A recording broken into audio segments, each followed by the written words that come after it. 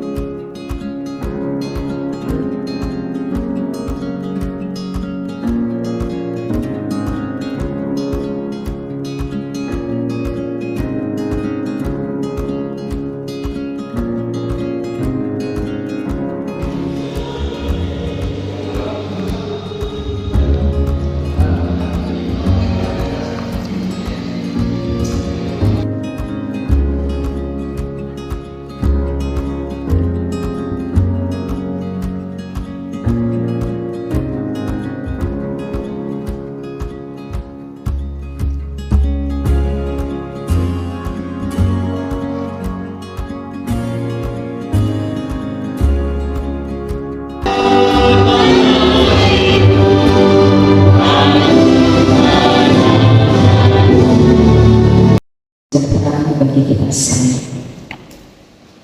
Puji syukur kepada Tuhan yang Maha Kuasa, Allah Subhanahu wa Ta'ala, atas segala limpahan rahmat dan karunia-Nya. Dalam keadaan sehat walafiat, kita kembali di gedung rakyat ini untuk bersama-sama mengikuti acara kunjungan kerja session bersama salah satu tokoh publik yang juga pejabat negara. Beliau juga pernah menjabat sebagai Kepala Basarnas Indonesia, juga sebagai Dankormor ke-16, dan beberapa jabatan-jabatan lainnya sudah beliau emban, dan beliau saat ini menjabat sebagai Wakil Ketua 1 Dewan Perwakilan Daerah. Undang-undang apa yang diinisiasi harus terlibat sampai dengan pengesahan. Itu keputusan MK yang pertama. Yang kedua, kemandirian anggaran. Kalau itu ditambah sudah cukup. Ada 12 atau 13 di pasal 22D itu semua bagus, termasuk daerah otonom segala macam. Tapi ada satu kata yang bikin mandul DPD.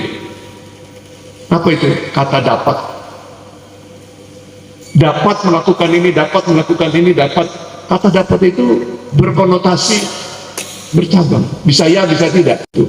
Rancangan undang-undang kepulauan yang luar biasa ini 2 periode diperjuangkan oleh DPR, gagal, dan 2 periode oleh DPD juga. Sampai sekarang masih seperti ini kondisinya. Artinya, kebayang atau tidak, Pak Saudara, betapa penting undang-undang ini sehingga sebuah lembaga yang namanya DPR RI memperjuangkan, kemudian disambung oleh DPD juga.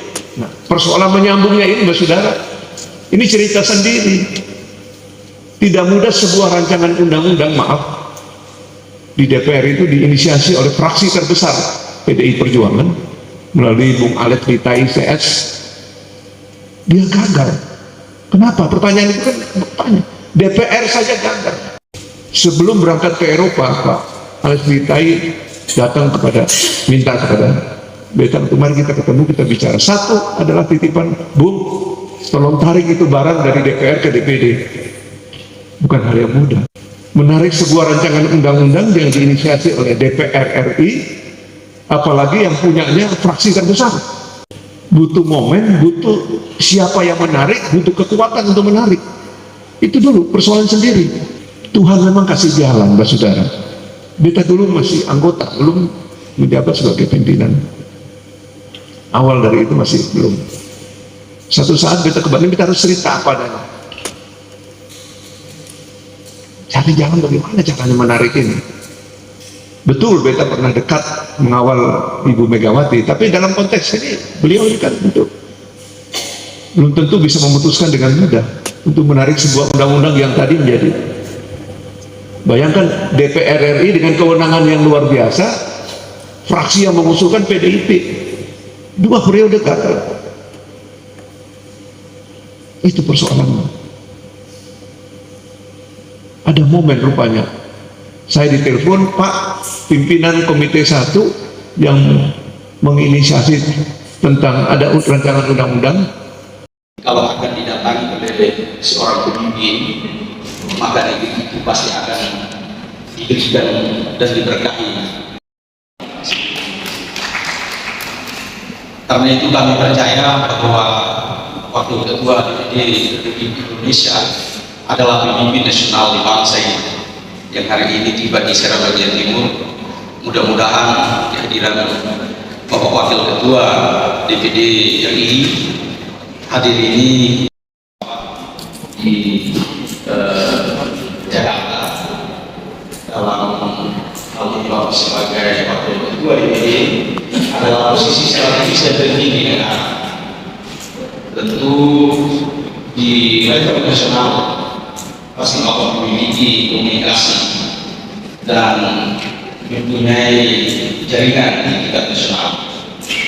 Ini adalah satu kekuatan bagi kami.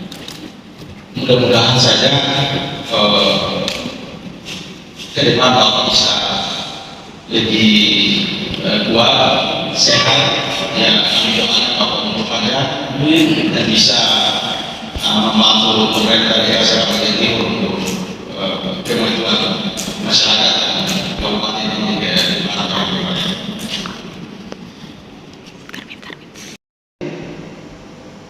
Alhamdulillah kita sesama. Jadi ini jadi apa yang tadi saudara sampaikan ini semua betul adanya, tapi memerlukan satu power, katakan begitu. Power itu ada pada manusianya, SDM-nya, kemudian pada kewenangan institusi atau lembaga yang bersangkutan. Itu masalah. Tidak ada satu pun yang saudara sampaikan itu. Karena itu apa adanya. Tugas beta belanja masalah itu. Nanti besok beta di kampus dengan beberapa kampus gabung, mahasiswa, dosen mereka akan menyampaikan itu juga sama dari pandangan. Beta berhadapan dengan dorang, beta tidak merasa bahwa beta dicacar, walaupun kadang-kadang ya, kenapa Bapak tidak bisa? Ya, mereka tidak mengerti ya. Kalau dia saudara kan sama-sama mengerti bagaimana mekanisme dalam sebuah lembaga politik tingkat daerah maupun apalagi di pusat, dinamikanya seperti apa, dan pengambilan keputusan bukan ada pada.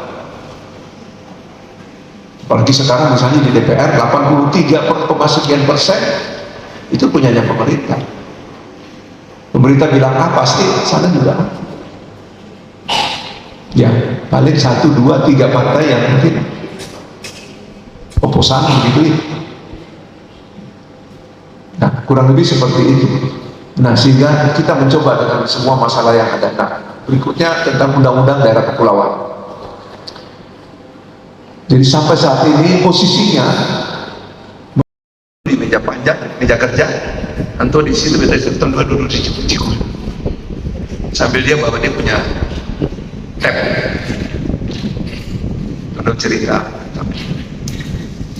tentang pergeseran geopolitik lingkungan strategis. Beta baru pulang dari Myanmar, bagaimana melihat Cina mengembangkan arus logistik baru di sana dan kemudian sudah tidak lewat Singapura lagi, dan ini penting untuk pengembangan logistik di kawasan Asia Tenggara termasuk Indonesia. Sehingga kita minta di kawasan barat harus bergeser dari Batam kita bangun Sabah, sehingga yang bergerak komponen ekonomi dan komponen keamanan. Timur ada persoalan, harus ada satu hub atau pusat logistik. Kapal dari Jawa memenuhi permintaan dari Merauke, dari Sorong, dari Jayapura, dari Ternate. Sekian dan terima kasih. Barakallah. Jangan lupa subscribe, like, comment, and share.